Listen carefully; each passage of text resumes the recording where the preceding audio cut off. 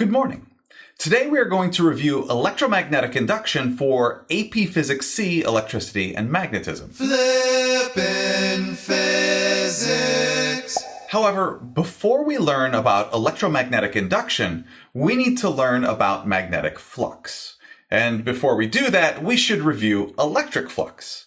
Bo, please tell me what you remember about electric flux. Electric flux is like the measure of the number of electric field lines which pass through a surface, right? Yep. And the symbol for electric flux is an uppercase phi with a subscript of capital E. And when the electric field is uniform and the surface is a two-dimensional plane, electric flux equals the dot product of the electric field vector and the area vector, or the electric field times area times the cosine of the angle between those two vectors. And the more general equation for electric flux is that it equals the integral of the dot product of the electric field vector and the infinitesimal area vector dA.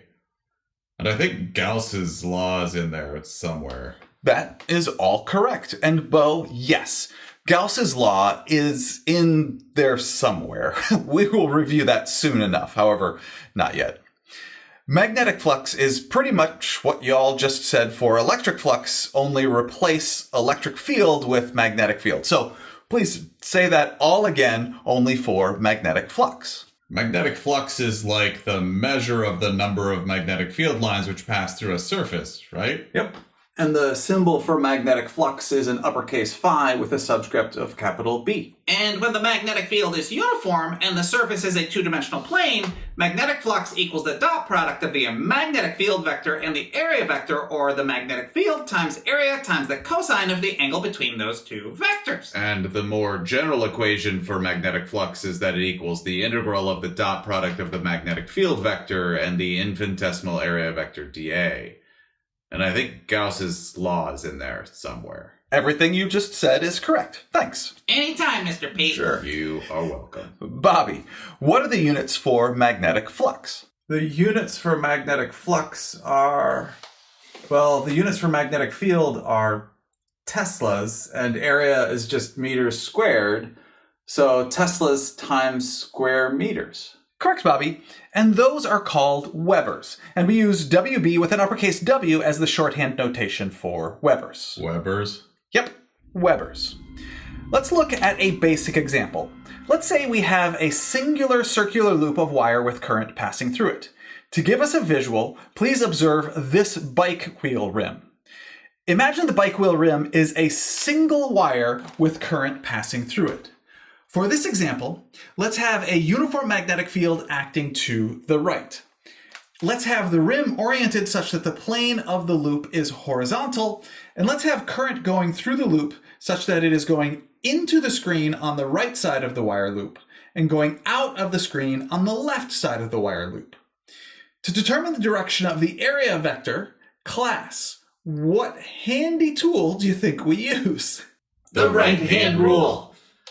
Don't be too cool. Limber up and find your right hand. The right-hand rule to find the direction of the area vector corresponding to a loop that can carry current is similar to the right-hand rule for angular velocity. Fingers curl in the direction we choose for positive current in the loop, and thumb points in the direction of the area vector. In other words, the area vector caused by the current in the loop in this example is up towards the top of the screen. Now that we have the area vector direction, you should be able to see that the angle between the magnetic field and the area vector is 90 degrees. The cosine of 90 degrees is 0. Therefore, the magnetic flux through this loop in this magnetic field is 0 right now. That makes sense because magnetic flux is a measure of the number of magnetic field lines which pass through the loop, and because the plane of the loop is parallel to the magnetic field, 0 magnetic field lines pass through the loop, which means there is 0 magnetic flux through the loop. Right, Mr. P? Exactly, Billy. Let's turn the bike rim, which represents a wire loop, so the plane of the loop is vertical, with current going into the screen on the bottom and current going out of the screen on the top of the loop. Bobby, tell me what you know about the magnetic flux passing through the wire loop in this example. Sure. Well, we start with the right-hand rule to determine the direction of the area vector caused by the current-carrying loop. curl our fingers in the direction of the current, and our thumb points to the right. So the area vector is to the right. The magnetic field is also to the right. The angle here between the magnetic field and the area vector is 0, and the cosine of 0 degrees equals 1. So this orientation gives the maximum magnetic flux through the current carrying loop. At any other angle, the cosine of the angle will give a value less than 1 and give a smaller magnetic flux value. That makes sense, because if we turn the loop even a little bit, the number of magnetic field lines which pass through the loop will be decreased, which shows that the magnetic flux is decreased. Cool. Agreed. Now, if you recall, Gauss's law has to do with electric flux. Gauss's law states that the electric flux through a closed surface equals the closed surface integral of the dot product of electric field and area dA, which equals the charge enclosed in the Gaussian surface divided by the permittivity of free space. Gauss's law for magnetism has to do with magnetic flux. Gauss's law for magnetism states that the magnetic flux through a closed surface equals the closed surface integral of the dot product of magnetic field and area dA, which equals, well, that's what we're going to figure out right now. To help us determine what magnetic flux through a closed surface equals, remind me, Billy, do magnetic monopoles exist? Do magnetic monopoles exist? In other words, can you have a north magnetic pole without also having a south magnetic pole connected to it? Or a south magnetic pole without also having a north magnetic pole connected to it? Okay, yeah. I remember this. A magnetic monopole has never been found in nature or in a man-made experiment, meaning we cannot prove magnetic monopoles do not exist. However, one has never been found, so at this point we assume that magnetic monopoles do not exist. Hence, someday, if we find a magnetic monopole, it will throw into question everything we use to describe how our universe works. Nice. Yeah. A bit dramatic, but yes, it is true that magnetic monopoles have never been found in nature. To recall what that means for magnetic fields, let's put an illustration of a magnetic field which surrounds a dipole magnet. Bo, remind me what the fact that magnetic monopoles have never been found in nature means for magnetic fields. Sure. Because magnetic poles always come in pairs, magnetic field lines are always closed loops. And that means that inside the magnetic field lines go from south to north to complete the closed loops. Correct, Bo. Every magnetic field line is a closed loop. Most of the magnetic field line loops in this illustration actually reach beyond the area of this screen, but realize they are still loops, just very large loops. But let's return back to why we have this illustration on the screen. We are trying to determine what the magnetic flux through a closed surface equals. Bobby, what do you think? Well, I guess we should draw a Gaussian surface and see what we see. Let's start with a sphere for a Gaussian surface. Magnetic flux is the measure of the number of magnetic field lines which pass through a surface. Yeah, right. You can see that every magnetic field line which goes into the Gaussian surface also comes out of the Gaussian surface. So the net magnetic flux through this Gaussian sphere equals 0. Is that always true? If you draw a randomly shaped Gaussian surface, even with part of the Gaussian surface inside the magnetic dipole, you can see that every magnetic field line which goes into the Gaussian surface also comes out of the Gaussian surface. So yeah, I would say because magnetic field lines are always closed loops, the magnetic flux through a closed surface always equals 0. Am I right, Mr. P? Bo, that is absolutely correct. Thanks. You are welcome. Please realize this equation is specifically called Gauss's law for magnetism and is the second of Maxwell's equations, which are a collection of equations which fully describe electromagnetism. We have now talked about 3 out of the 4 of Maxwell's equations. Almost there. So close. Yeah. Now, we can begin talking about electromagnetic induction. We have already discussed that moving electric charges create magnetic fields. It really should be no surprise, then, that moving magnetic poles create electric fields. Wait, so moving electric charges create magnetic fields which cause magnetic forces on magnetic poles. Which can move magnetic poles, and moving magnetic poles create electric fields which cause electric forces on electric charges. Which can move electric charges, and moving electric charges create magnetic fields. Which is what I just said. Yeah. Exactly. Which is basically why an electromagnetic wave can self-propagate. But we're getting ahead of ourselves with that bit of logic. Let's just return to the fact that moving magnetic poles create electric fields. When a magnetic field changes over time, this can induce the same outcome as an electric potential difference, and it is called an induced EMF. An induced EMF can cause charge to flow in a closed loop of wire, which is called an induced current. More specifically, the relationship is between a changing magnetic flux and the resulting induced EMF in a single closed loop of wire, and is described by Faraday's law of electromagnetic induction, which states that the absolute value of the induced EMF equals the derivative of magnetic flux with respect to time, or the time rate of change of magnetic flux. In a bit, we will talk about the direction of the induced EMF and induced current caused by the changing magnetic flux. However, for now, let's only concern ourselves with the absolute value of the induced EMF. What does EMF stand for? Electromotive force. Which is an electric potential difference. But we just learned that a changing magnetic flux can induce an electromotive force. Which is an electric potential difference. And that induced EMF causes an electric force on an electric charge. Maybe that is why it is called an electromotive force. That actually makes a lot of sense. Yeah. Correct, Bobby. That is why it is called an electromotive force. Nice work, everyone. Billy, I would like to discuss a point you made comparing EMF and electric potential difference. Both have units of volts, and both measure an energy source per unit charge. However, electric potential difference is a special case of EMF for conservative electric fields. And the difference in electric potential works as a shortcut for determining work done on a test charge. When a changing magnetic flux induces an EMF, the field is not conservative. The work done on a test charge will depend on the path and will no longer be zero around a closed path. Faraday's law of induction induces non-conservative electric fields where EMF is no longer as simple as a difference of electric potential across 2 points. Okay, back to Faraday's law of induction, which I am going to expand on a bit.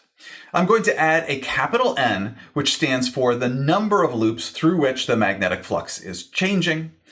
We know magnetic flux equals the dot product of the magnetic field and the area vector of the loop through which the magnetic field is passing. And the dot product is the same as the magnetic field times the loop area times the cosine of the angle between those two vectors.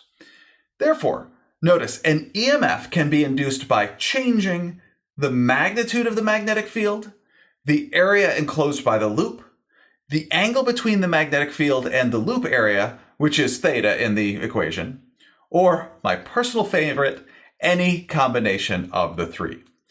For example, if the only one of these three variables, magnetic field, loop area, and the angle between the two, if the only one of those three variables which is changing is the magnitude of the magnetic field, then the induced EMF through one loop of wire equals the magnitude of the loop area times the cosine of the angle between the area vector and the magnetic field vector times the derivative of the magnetic field with respect to time. That makes sense. Sure. Okay. But what is electromagnetic induction? I don't think we've actually defined that yet. Yeah, I can see that. Okay. Electromagnetic induction is the process of inducing an electromotive force by a change in magnetic flux. Thanks. All right.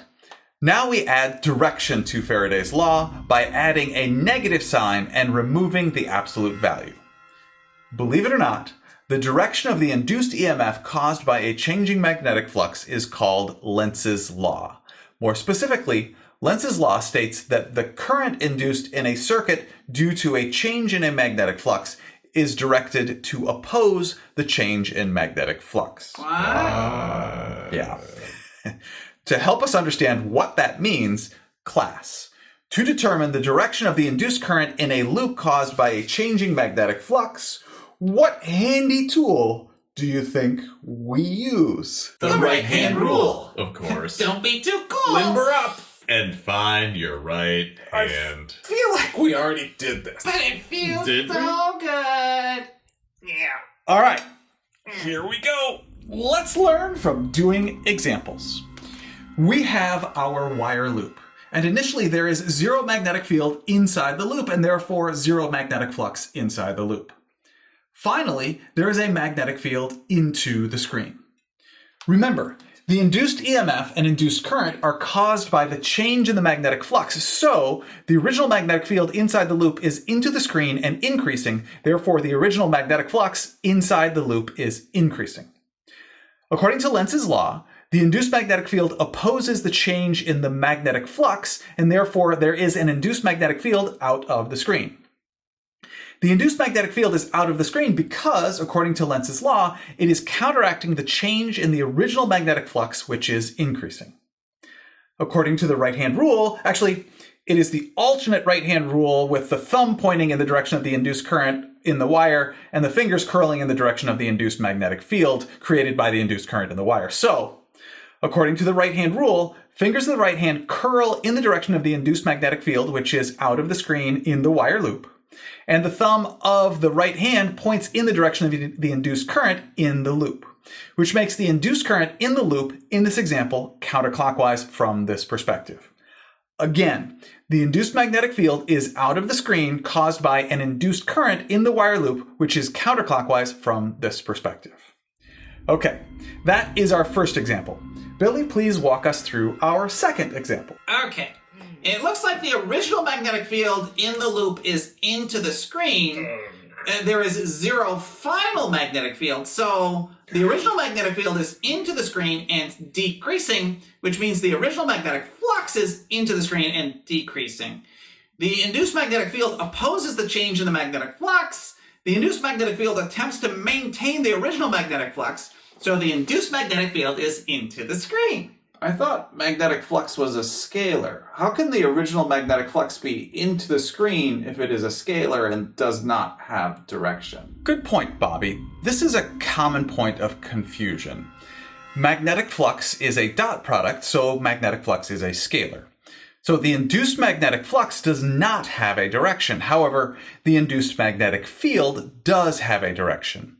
And the direction of the induced magnetic field in the plane of the loop is always normal to the plane of the loop in which the induced current is created. Got it. The induced magnetic field in the plane of the loop is always normal to the loop in which the induced current is created. Thanks. So please, Billy, start back at the beginning of this example and remember magnetic flux is a scalar and does not have direction. Certainly. The original magnetic field in the loop is into the screen and decreasing. The induced magnetic field opposes that change in the magnetic flux, so the induced magnetic field is into the screen to try to keep the magnetic flux constant. And the direction of the induced current in the loop? According to the alternate right-hand rule, the fingers curl in the direction of the induced magnetic field, which is into the screen. Thumb points in the direction of the induced current, which is clockwise from this perspective. That is a lot. Yeah. Yeah, it kinda is, but it's also pretty cool. Yeah. Sure. Yeah. Okay, Bobby, please walk through the next example. Okay. Initially, the magnetic field inside the loop is into the screen. The magnetic field is the same direction at the final point, but the area of the loop has decreased. Okay, so because the area of the loop is decreasing, the magnetic flux through the loop is decreasing. The induced magnetic field opposes that change in magnetic flux, so the induced magnetic field is into the screen to attempt to maintain the original magnetic flux. According to the right-hand rule, the fingers curl into the screen in the direction of the induced magnetic field. Thumb points in the direction of the induced current, which is clockwise from this perspective. The induced current from this perspective is clockwise. Very nice, Bobby. Bo, please do the next one. Sure. but I don't really get the illustration. What am I looking at? Initially, the loop is normal to the plane of the screen, so all you can see is the profile of the loop. Then the wire loop is turned such that at the final point, the loop is parallel to the screen. Got it. Thanks. Initially, the magnetic field is out of the screen, but what we are really interested in is the initial magnetic flux. Initially, the magnetic field is parallel to the wire loop, so zero magnetic field lines pass through the loop, so initially there is zero original magnetic flux. The loop is turned so that at the final point, the magnetic field is out of the screen and passing through the loop, so the original magnetic flux is increasing in magnitude. That means the induced magnetic field is opposite the direction of the original magnetic field to try to maintain a constant magnetic flux through the loop. So the induced magnetic field through the loop is into the screen. Using our right hand, we curl our fingers into the screen and our thumb points clockwise from this perspective in the direction of the current induced in the wire. Yeah, the induced current is clockwise from this perspective.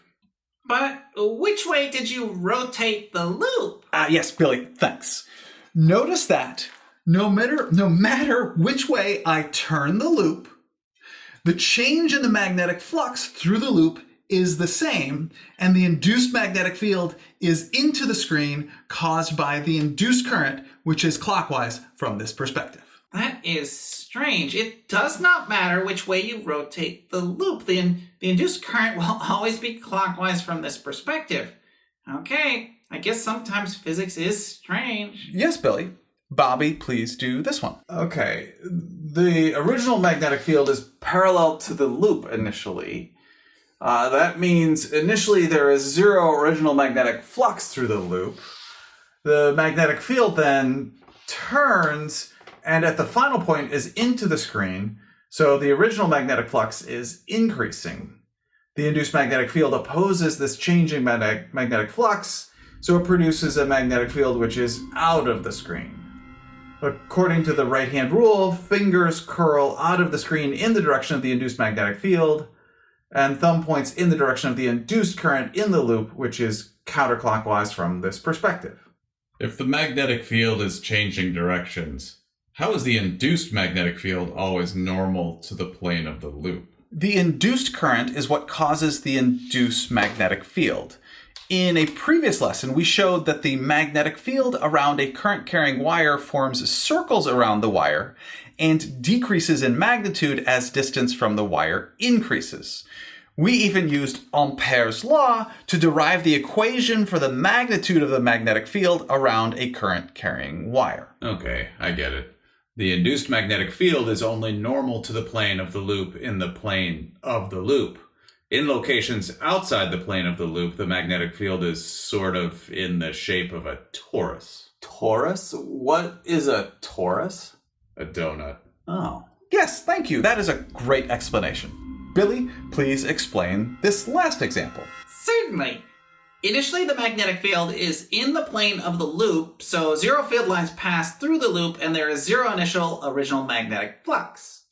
The magnetic field turns 90 degrees, but the final magnetic field is also in the plane of the loop, and therefore the final magnetic flux is also zero. Therefore, there is no change in the magnetic flux in this example, so there is no induced magnetic field and no induced current in the wire. Absolutely, Billy. When there is no change in the magnetic flux in the loop, there is no induced magnetic field, even if the magnetic field is changing directions.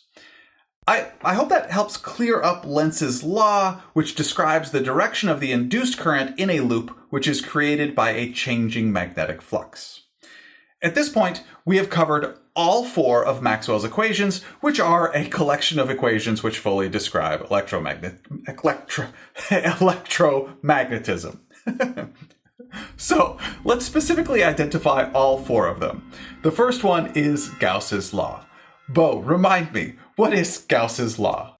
Gauss's law states that the electric flux through a closed surface equals the closed surface integral of the dot product of electric field and area dA, which equals the charge enclosed in the Gaussian surface divided by the permittivity of free space. Thank you, Bo.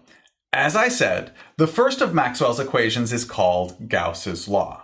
The second of Maxwell's equations is Gauss's law in magnetism, which is very similar to Gauss's law, only it deals with magnetic flux and magnetic field, and because all magnetic field lines are loops, the number of magnetic field lines which go into and out of a closed surface will be the same, meaning the magnetic flux through a closed surface will always equal 0.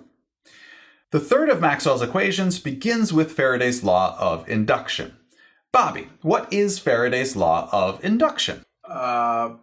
Faraday's law of induction states that induced EMF equals the negative of the derivative of magnetic flux with respect to time. Correct. However, Maxwell's third equation is a more general equation and is often called the general form of Maxwell-Faraday's law of induction.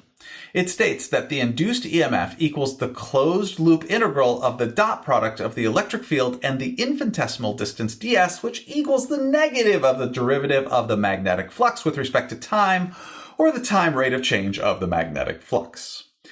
The more general equation adds the middle part of the equation, which shows that the changing magnetic fields create non-conservative electric fields, even in the absence of a conductor for those electric fields to be contained in. That's right. A changing magnetic flux creates non-conservative electric fields in free space. No electrical conductor needed. And Maxwell's fourth equation begins with Ampere's law.